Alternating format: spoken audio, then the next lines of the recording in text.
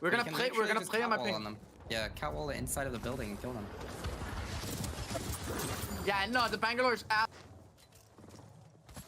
Door's gone. Just keep securing them, though. You guys. Well, so both Vexed and Pioneers. Pioneers are sat in the prime position. Vexed have to move as the circle closes. Can Vex survive? As Pioneers could, well, watch over them and maybe even take out either a match point team here. Oh, they're in such a good spot right now. 7 squads left, and we still have Vex and KCP alive. Playing off the high ground, overlooking all the action happening over to the side is KCP. Vex Gaming not in the best position though right now. Currently see Unlucky fragging out as he has been all day today too. See Thermite also getting a knock in the feed here. J-Lings now taken out as 5 squads are left in the feed. KCP have a 33% conversion rate from top 5 on World's Edge. Can they manage to do it when they're on match point? When their backs are truly against the wall here to try and take it at their first attempt. Remember though, it's Vex's 3rd attempt here. Unlucky is so low at the moment as Vex are being pressured from all the angles, but the bubble is down and the composition is working, but one will fall, but the revive can happen because of the bubble unless someone decides they want to be brave here. This is actually insane. 2 R1C Alliance, KCP, Horizon Union, Vex Gaming fighting for their lives with 2 of these teams in the lobby already at match point. Caddiswall going all the way up. You're shooting into the oblivion that is on the inside of that building. Having to dance around and LOS the other squad here. Nasky has to restabilize. Vex Gaming able to get the res on the other side. I love these side-by-side comparisons that we currently see with 2 different positionings from a match point squads trying to fight inside the next circle. 2 different positions, 2 different stories, 2 different compositions as the chunk comes through and they're into the top 4, but now Vex are just a 1. It's Matafi on his own, but can he get the res as KCP are also taking their fight, but they've lost one as well. 3 squads now remaining. Are we going to see either of our match point teams win, or could it be someone else as Pioneers now are still alive, but they're in a 3 versus 3. Can they get the job done against 2 R1C? Oh, sir, that was literally 1-2-R1C have health advantage right now. They just literally need to tap Zayn and Serdell. They go for the shield swap. Serdell incredibly low. Nasky as well, literally 1 shot to R1C on the other side, and with the health advantage, they take game number 7. We are moving on to game number 8. I'm here for it. All Apex, all day, every day. 2 of our match point teams get into the top 3 with a very different method, a very different strategy, but it's 2 R1C who play spoilers to the party. And I mean, we've seen 2 R1C get various victories throughout the season, but this might be one of their most important so far, Vicky. And it's important because they're sitting with 53 points at match point, joining V2, KCP, and Vex Gaming right now. J-Lings and Aurora tied 48 points each. This next game is going to be insane, with so many other teams now making their way into sitting with the rest of the squads that are at match point. So that means we have 4 teams on match point. Rain Day, I mean, 8 games. I don't know how far we think it's going to go, but certainly we get another one. Let's just say I've canceled any plans I have for the rest of the day. How about that? I think we're going to be just okay hanging here. Wow, what a moment. Who won RC? You thought that they would have found some type of miracle play to end it, and Vex or KCP's side, no, it was 2R1C who saved us all the trouble of going home. We got 1 more game at least. Dan, great call. And Vicky, I'm going to bring you back on and get your thoughts on it, because there were 2 perspectives. I love what our production did too, showcasing the 2 narratives literally about to run into each other. One from uphill, one from downhill, and 2R1C just in the middle, gotten in between both of them and said, no, this is our story here. We're going to take the W.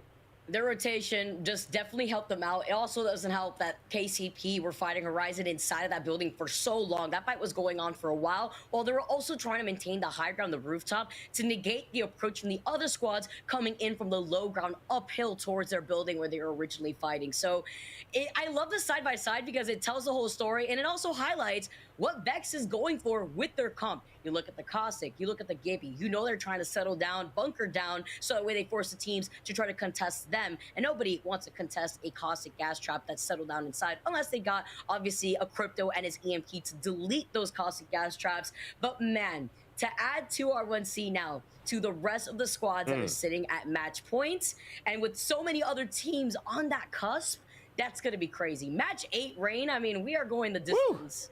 I love it. I mean, it's rare we get to 8 because 7 is the average, I would say, for a match point final. But sometimes you get those days where the right things happen. And if we even just look back at this final circle and examine it, the right things happen for this to continue, because KCP could have easily won from the high ground. They were contesting in the team below them in the truck, and so that kind of distracted them, and that was beneficial for the rest of the lobby. Vexed as well. It wasn't necessarily that they had the bad lineup for this. They just had the bad position, and I think that if they were in a different position, maybe in KCP's position, Vicky, they might have been able to win this with the caustic giving. It's just the fact that they had no mobility, no burst movement to be able to get uphill, and 2R1C played such a great role in showing up like we've seen Fire Beavers do all day, like we've seen teams like Danish do at that last moment, and kind of then stealing the show. Yeah, even Zane taking that bit of circle damage at the very end took a chunk out of that, but he still didn't even have time to restabilize with those shields. 2R1C took a big amount of damage, but even then, it wasn't enough because they were still at the health advantage in that final fight versus KCP, who had to get that res. Taking the dub on top of that, they were also able to get 9 KP to their name. I mean, all day overall, both Thorfinn and Uchaku have been doing a really good job at staying on top with the KP that they've been able to get. I think before this game, they were able to get 3rd as their best placement for today.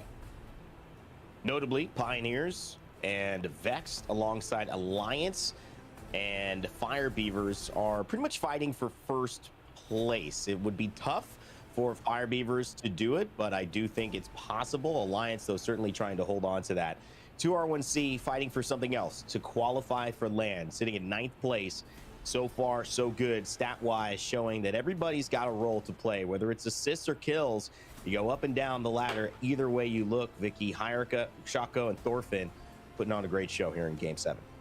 Look at the damage put out by Uchaku too, just also with the rotations. And let's talk about their composition for that end circle benefiting them versus the side-by-side comparison of what we were able to see between Vex and then KCP engaging in that second to last fight that we also got to witness. The Bangalore providing the smokes for those rotations, the Seer with the information, as well as Horizon with the gravity lift to lift them up from the low to high ground that they were able to rotate through if they wanted to get a nice area and different angles on what was left of KCPs. If they didn't have that information that they were low already, from the Seer that they can get.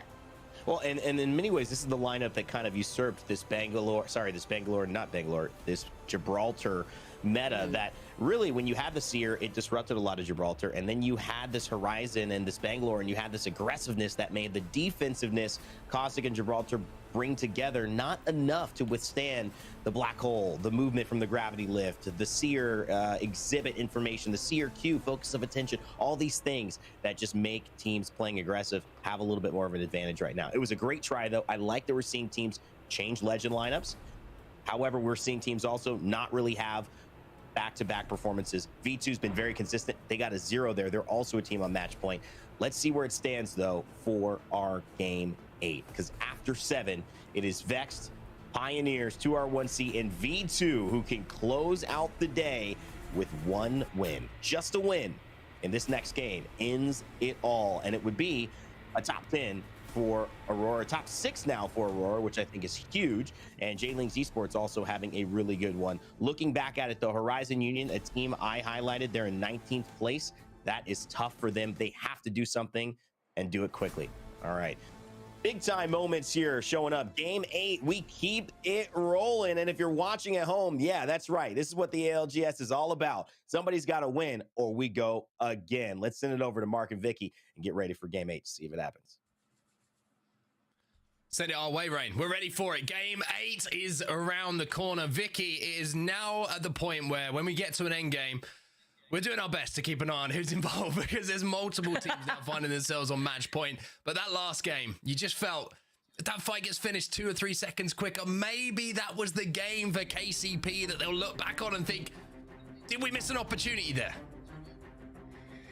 Honestly, I was really watching KCP sitting on the high ground. Yeah, they took that final fight, but if they didn't, that squad was going to have to filter out of that building anyways. But they were in such a good position. And then also seeing Vex, but they definitely had a rougher rotation, having to go from low to high ground, like we keep mentioning.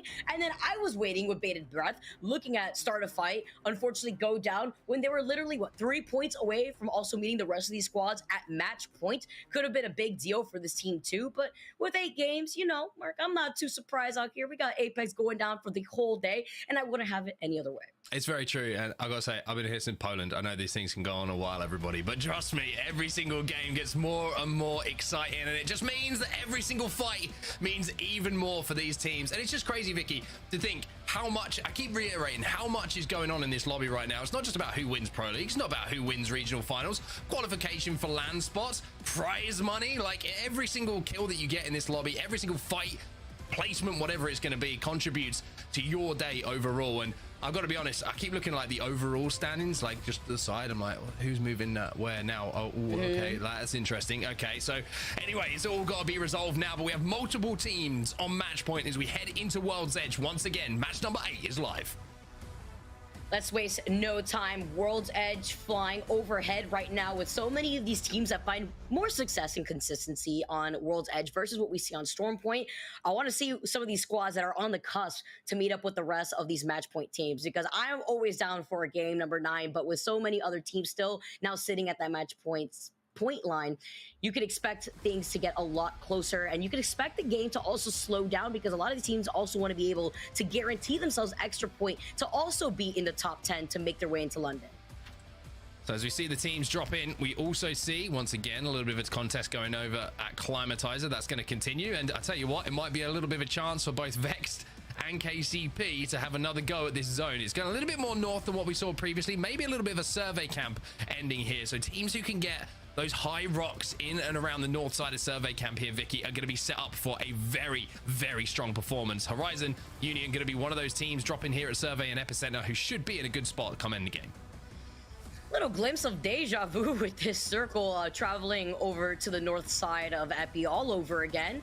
Also seeing that 50-50 that has continued on throughout the entire day. Not expecting that to change anytime soon. But you also talked about the rotations that we're seeing some of these teams leaving Skyhook if they want to already make the rotation as quickly as possible. Specifically talking about V2 to avoid E6 since they look like they're having a lot of fun. We saw the Mirage come out. We saw the Fuse. We saw the Octane. I mean, maybe they're just going around town to see which of the legends they want to pick this time around while also enjoying themselves since they've already settled their way into London. I've got to be honest, I was a little bit surprised at Octane. Like, you know what I mean? It's like there's a lot of other legends that would have come before that I would be like, okay, I feel like Octane was quite low down that list. However, as we know about E6, it is a roll of the dice sometimes when it comes to composition, and they do like to mix things up and be unpredictable. But Octane, kind of like it for the pace. I was talking about how it was the fastest trio in Apex Legends that they were running on Stormpoint, and we'll have to see if the speed at which they can move can turn into kills. But like you say, E6 pretty much got their job done. It's just about prize money for them, where they finish in the standings. But no surprise to see once again, Vicky, we get to recast the contest of Climatizer.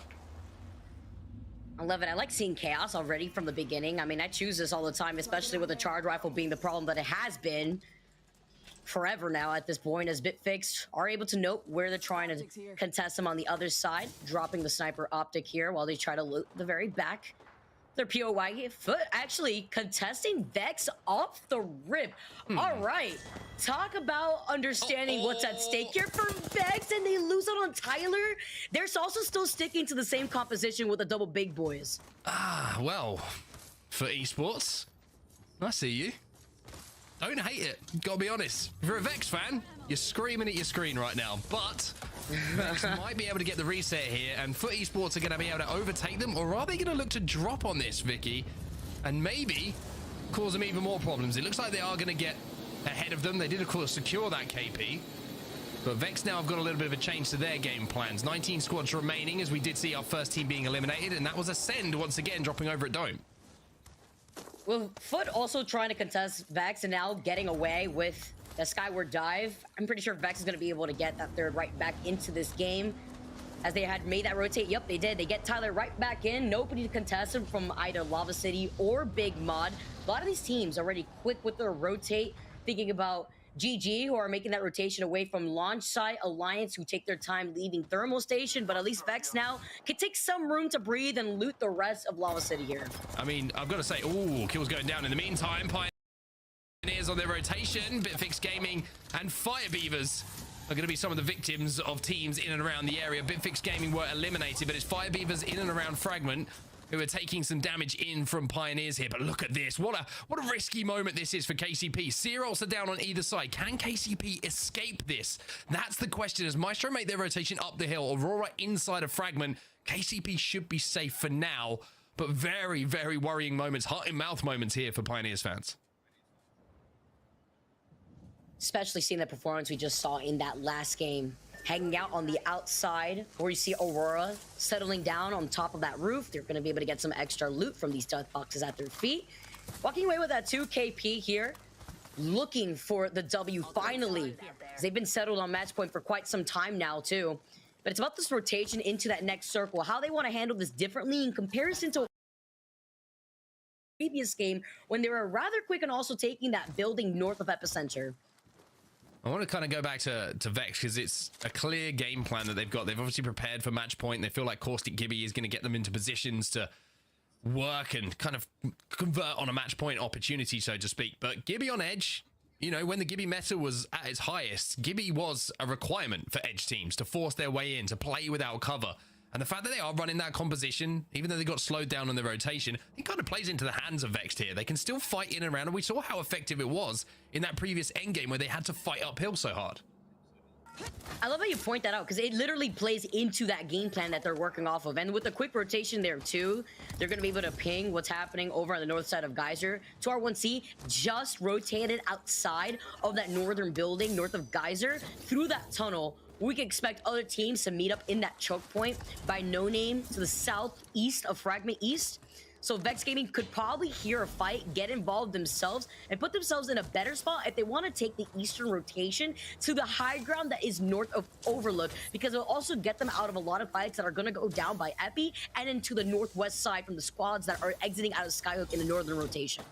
Well, Maestro just been eliminated in the meantime. 2R1C, the other side of that vault tunnel like you were talking about, just overlooking No Name for now. Vex's game plan seems to be to craft, though.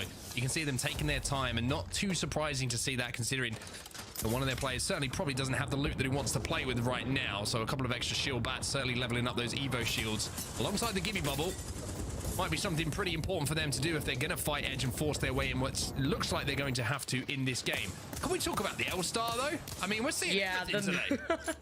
The meatball slinger out here, the L-Star trying to put down some of that damage. He's going to need ammo soon, but they also have to look out what's going on behind them. Hierarchy could give them that information because, again, it's that rotation that I'm thinking about when I'm considering Vex and how they were right next to that Geyser area. But 2R1C now with a circle behind their back, seeing GG on top of these buildings now, trying to find an opportunity to rotate away from their line of sight.